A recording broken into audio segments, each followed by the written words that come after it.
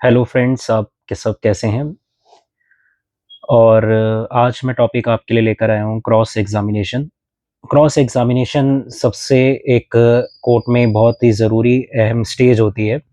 जिसमें ये कोर्ट को समझाना बहुत ज़रूरी होता है दोनों पक्ष द्वारा कि ये चीज़ जो उन्होंने अभी तक अपने पिटीशन में, अपने डब्ल्यूएस में, अपने रीजॉइंडर में जो भी ये चीज़ें कही हैं वो मतलब ठीक कही हैं, उसको साबित करने के लिए एक ये स्टेज आती है कोर्ट में कि इसे हम क्रॉस एग्ज़ामिनेशन के ज़रिए इसको कोर्ट को समझाते हैं। अगर ये क्रॉस एग्ज़ामिनेशन स्टेज नहीं होती,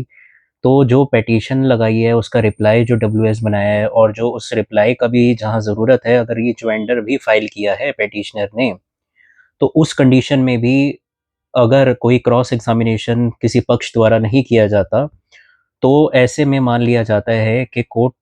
के द्वारा कि ये जो पक्ष है जिसने क्रॉस एग्ज़ामिनेशन नहीं किया है, वो कहीं न कहीं अपनी बातों को छुपाया है और उसके अगेंस्ट जो भी कही गई बातें हैं, वो मान लिया जाए कि ये जो कही गई हैं, वो ठीक कही गई हैं। तो ऐसे में क्रॉस एग्ज़ामिनेशन एक बहुत अहम रोल अदा करता है कोर्ट में। तो क्रॉस एग्ज़ामिनेशन को कभी भी हल्के में नहीं लेना चाहिए, पहला पॉइंट ये आप ज़रूर याद रखिएगा। क्योंकि अगर आप क्रॉस एग्ज़ामिनेशन को कभी भी हल्के में लेंगे, मैं उन लोगों के लिए कह रहा हूँ जो लोग इस चीज़ों को हल्के में लेते हैं और वो कहते हैं कि क्रॉस एग्ज़ामिनेशन तो हो जाएगा। नहीं, नहीं आप उसको अगर ठीक से प्रिपेयर करेंगे, ठीक से कोर्ट में अगर उसको आप प्रेज़ेंट करेंगे, तभी आप केस जीत सकते हैं, अनदरवाइज़ केस आपके पक्ष में नहीं भी आ सकता है। तो पहला ये चीज़ जो नियम है वो ये ज़रूर याद रखें कि क्रॉस एग्ज़ामिनेशन एक बहुत ही अहम एक कड़ी होती है, बहुत ही अहम एक स्टेज होती है, जो आपको साबित करता है कोर्ट में कि आप सही हैं। तो इसमें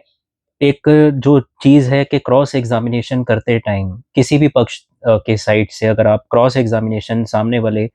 किसी भी उसमें गवाह से आप क्रॉस एग्ज़ामिनेशन कर रहे हैं, तो वो जो गवाह है,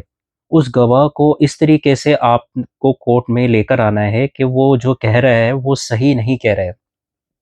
एक एग्ज़ाम्पल के तौर पे मैं आपको बताता हूँ कि उसने ये चीज़ कही कि हाँ, कि वो ये चीज़ उसने वो जानता है कि ये चीज़ उसने ऐसे ही उसके सामने कही है कि वो उसको नुकसान पहुँचाने वाला है। अब ये जो उसने अपने एफ़िडेविट में कहा है, जो अपने एविडेंस के टाइम पे जो उसने चीफ़ लीड एविडेंस के टाइम पे ये कोर्ट में कहा है, सामने वाले पक्ष के अगेंस्ट उस गवाह ने, तो उस गवाह को आप कैसे क्रॉस एग्ज़ामिनेशन करोगे? तो वो एक एक बहुत ही अलग मतलब एक पैटर्न है, एक अलग ही बहुत इंटरेस्टिंग एक चीज़ है कि हर किसी को वो करना बहुत आसान नहीं होता है। लेकिन अगर वो आपने कर लिया, उस गवाह को क्रॉस कर लिया ठीक से और कोर्ट में ये साबित कर दिया कि हाँ, ये जो कह रहा है वो ठीक नहीं कह रहा है। इसने इसको उस पर्सन ने वो मिला ही नहीं, वो कहाँ मिला जो उसको उसने ऐसा कहा या उसने ऐसा देखा कि वो इसको नुकसान पहुँचाने वाला है। और ऐसा अगर आप उसको इस तरीके से कुछ प्रूफ़ कर पाएँ, तो ये क्रॉस एग्ज़ामिनेशन के द्वारा ही कोर्ट को समझा सकते हैं। इसमें बहुत ही अहम रोल ये क्रॉस एग्ज़ामिनेशन का होता है और अहम रोल के साथ-साथ आपको इस चीज़ को ज़रूर समझना चाहिए कि क्रॉस एग्ज़ामिनेशन सिर्फ़ एक उस गवाह को पूछने से कोई ये कोर्ट में आप कहें कि ये तो पूछना ही है। नहीं, आप उसको ये सवाल उसको उलझा रहे हैं, अपने अपने सवालों से उसको उलझा रहे हैं और वो वाक़ई में अगर कोई इसके पास कोई ऐसा तथ्य नहीं साबित हो पा रहा जो उसने कहा है, तो वो ये चीज़ मान ली जाएगी कि वो झूठ कह रहा है। तो ऐसे में क्रॉस एग्ज़ामिनेशन जब भी आप करें, तो आपको पता होना चाहिए कि क्रॉस एग्ज़ामिनेशन जो है,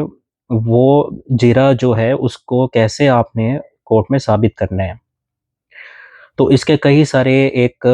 केसेस भी हैं, मैं आपके लिए वो केसेस भी आपको नॉलेज रेफ़रेंस के लिए मैं लेकर आऊँगा और क्रॉस एग्ज़ामिनेशन से ही आप अच्छे से और अपना मजबूत कर सकते हैं। इसके लिए मैं आपको और हेल्पफुल जो वीडियोज़ हैं, मैं आपके लिए लेकर आऊँगा। धन्यवाद।